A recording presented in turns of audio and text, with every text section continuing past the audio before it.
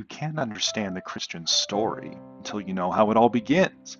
Every belief system has its origin story, and God gives us our origin story in the scriptures. And so episode 1 of the Christian story begins in the book of Genesis, and chapters 1 through 3 tells us who we are, how we got here, what our purpose is. It shows us how everything began, how it all went wrong. God's name is Yahweh, and He's the only one there is.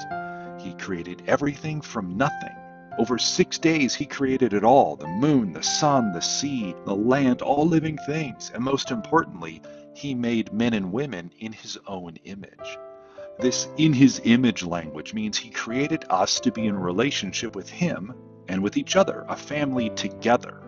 So this equation, God plus His people equals kingdom community, is God's solution for our yearning and purpose. And He said it was very good. And together, in relationship with Him, God appointed our first parents to rule the world that He just created. This is the paradise that could have been, until the darkness swallowed it all up. Satan, an angel who rebelled against his creator, decides to lead our first parents away from God with him. He tells them God is keeping something from them, something that would make them like Him. It's not right, Satan suggests. God is being unfair. And our first parents allowed themselves to be deceived, to say no to God's community so they can make their own way with their own morality, their own version of goodness and truth. They opted to fashion their own wisdom, independent of God, on their own authority.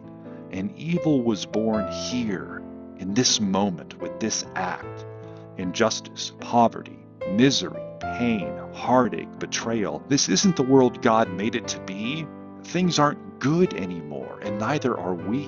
Like fruit from a poisonous tree, everything wrong in this world stems from what happened right here in these 3 chapters. The God plus His people equals kingdom community equation is broken. Good is turned to bad, light to darkness.